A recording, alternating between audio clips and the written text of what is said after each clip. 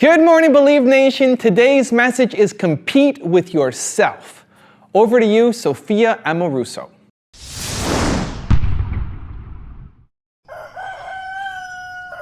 I wake up every morning.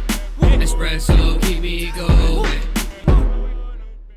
I think anyone, if they're smart and resourceful, can use the internet and use the resources that that they have or that they create for themselves to do great things, whatever the magnitude of greatness is for you.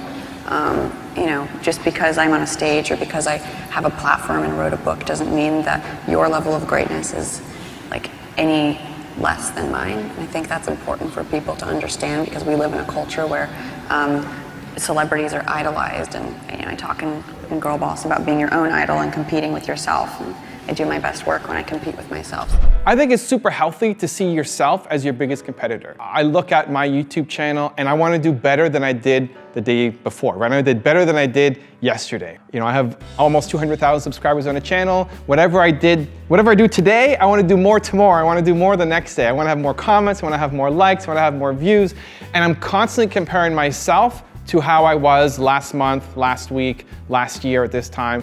And one, it shows growth, right? It's good to see that, hey, wow, look how much I've grown in the past year or past month. And two, I think it also helps me stay motivated to want to continue to do better. On the flip side, I think that there's a fine edge that you need to walk when you're comparing yourself to other people.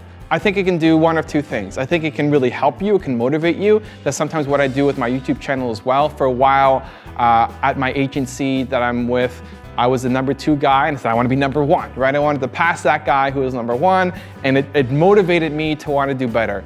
But I think sometimes it can also maybe seem like it's too big a goal, too far away. If you're just starting up a YouTube channel right now and you try to compare yourself to where I'm at right now, that's not a fair comparison, right? If you're tracking your growth versus mine, I'm gonna outscale you, and that might discourage you. And so that may not be a great target to follow. And so I think that's sometimes a bit of a disconnect where you wanna pick people to compete with who you can reach, right? In the short term, in the medium term, in the long term, people who motivate you and don't bring you down. I think that's the biggest thing where we do a workout class here that I'm a part of, and we're all at different stages, right? I do it, Nina does it, there's a couple other people, right? Men, women, different body types. Some people can do things faster than others. Some people can do more reps or more weights than others. And comparing myself to somebody else isn't great, right? What I want to do is I want to do more reps than I did the day before. I want to do more weights than I did the week before, right? If I'm tracking how much I weigh or how much muscle I have, there's no point in comparing myself to Nina. I'm comparing myself to where I was the week before, the month before, or the day before potentially.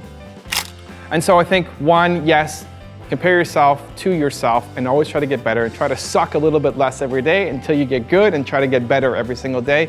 And then when you're comparing yourself to others, try to find somebody that you respect, you look up to, but is not so far out of reach that when you compare yourself, you just see the numbers going out of control, that you see somebody that, hey, I can catch this person. And that gives you the fire, the motivation, because when the goal seems too big, it can be daunting and it can actually discourage you.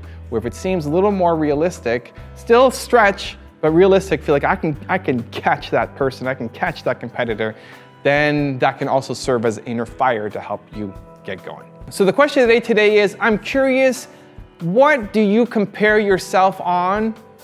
Today's version of you versus yesterday versus last week versus last month or last year. What metrics are you looking at to compare yourself to where you were before?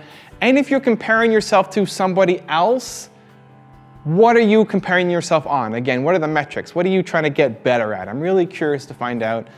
Leave it in the discussion below. I'm going to join in.